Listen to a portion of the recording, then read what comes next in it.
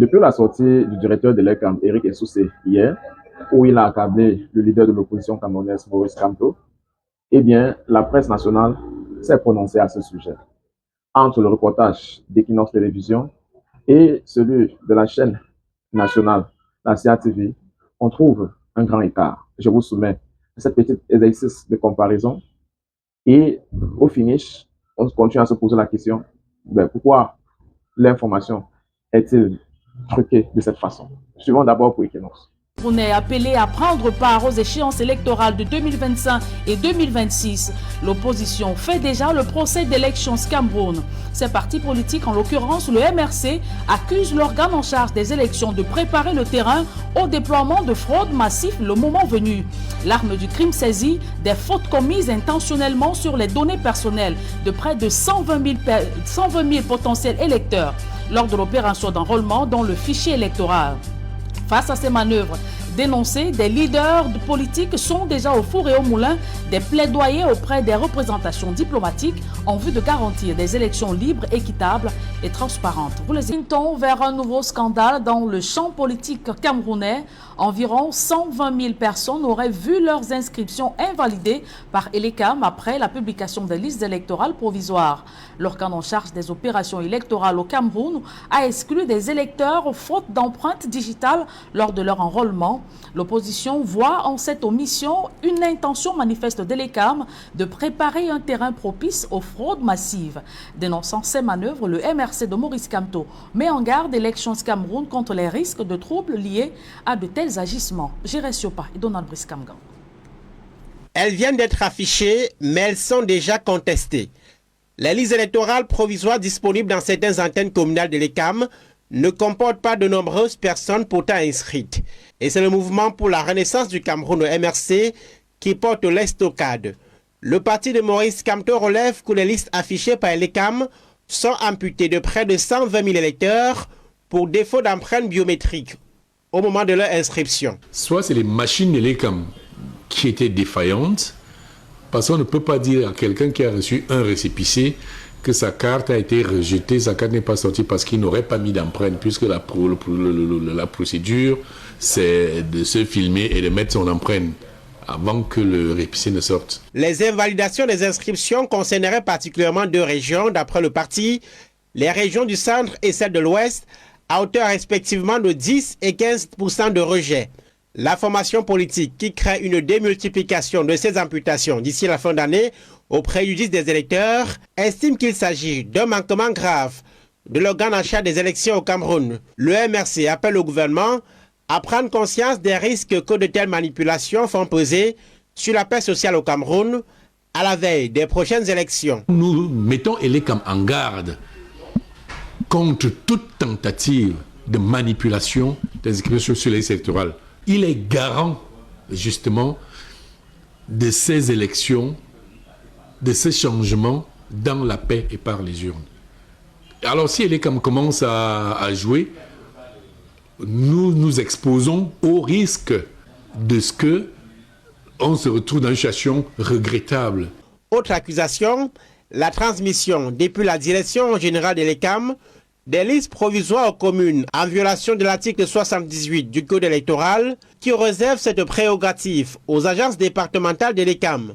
De sous-Sainte-Anne à Elections Cameroun, les amputations mises en cause seraient dues à des agents n'ayant pas collecté les empreintes digitales des électeurs pendant les inscriptions ces derniers mois. La direction générale, elle, assure que les démarches de correction nécessaires seront prises avant la publication de la liste électorale d'ici la fin d'année. Et maintenant, voici le reportage de la CATV. La Direction générale des élections, on rappelle pour clarification que le processus entamé le 1er janvier 2024 et arrêté le 31 août 2024 s'est déroulé dans le respect de la loi électorale. Et après la clôture des opérations de révision des listes électorales au Cameroun et à l'étranger, les différentes commissions de révision font, comme chaque année, un travail méticuleux sur le fichier électoral pour éliminer les inscriptions multiples et tenir compte des mises à jour et informations collectées sur le terrain. À Elections Cameroun, on n'exclut pas la possibilité que des irrégularités ou omissions puissent être constatées sur des listes traitées. Tout parti politique ou électeur a alors la liberté de se rapprocher de la commission de révision ou de la commission départementale de supervision pour toute remarque appropriée. Les listes provisoires publiées par Elections Cameroun est disponible dans toutes les antennes communales de l'ECAM, aux ambassades et postes consulaires du Cameroun à l'étranger sont consultables jusqu'au 10 novembre prochain. La publication de la liste électorale nationale aura lieu au plus tard le 30 décembre 2024. Les commissions de révision des listes électorales sont les instances appropriées pour toute requête sur d'éventuelles erreurs constatées sur ces listes. Écoutons le directeur général des élections, Éric Essoussé, dans cet extrait de déclaration ce matin sélectionné par Constance. Il convient de relever que les irrégularités peuvent être de nature biographique et biométrique. Par éléments biographiques, on entend les noms, prénoms, dates et lieux de naissance auxquels on associe la profession, le domicile ou la résidence de chaque électeur. Et par éléments biométriques, les empreintes digitales et la photo de l'électeur. La révision des listes électorales est une opération effectuée par une commission mixte et inclusive qui intègre non seulement l'ECAM, mais aussi d'autres acteurs comme l'administration, les municipalités et les partis politiques, et validée par un procès verbal signé par tous les membres. De même, l'ECAM travaille dans le cadre de la loi avec les acteurs du processus électoral qui participent également aux plateformes de dialogue régional et national instituées par le Conseil électoral.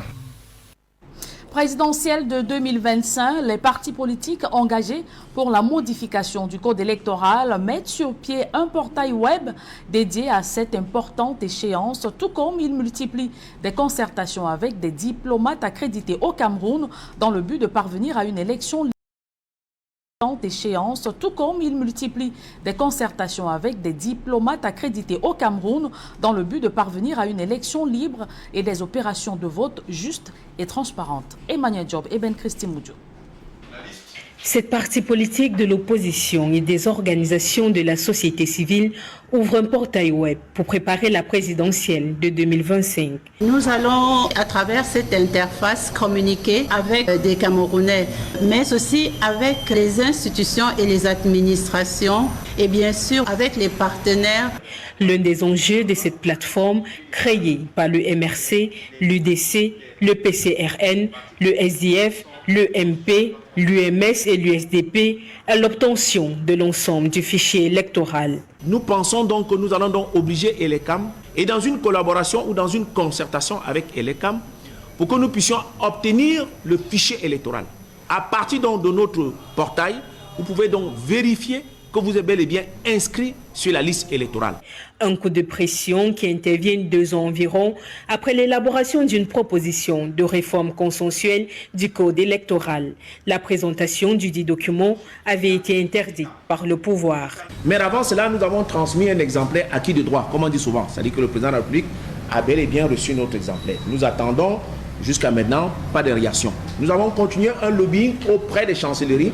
Un lobbying qui se poursuit et a conduit à la rencontre ce lundi entre ces formations politiques et l'ambassadeur de la République fédérale d'Allemagne au Cameroun. On a rencontré l'ambassadeur de l'Union européenne, on a rencontré le haut-commissaire de Grande-Bretagne et bien d'autres diplomates. L'objet de notre rencontre avec son Excellence, c'est justement cet engagement de nos partenaires à accompagner le Cameroun pour des élections justes et transparentes. Il s'agit là de la énième tentative impulsée par des formations politiques de l'opposition pour la modification du code électoral. Ces dernières années, des initiatives individuelles du Mouvement pour la Renaissance du Cameroun MRC, de l'Union démocratique du Cameroun UDC et du Social Democratic Front SDF avaient été rejetées, pour certaines au Parlement.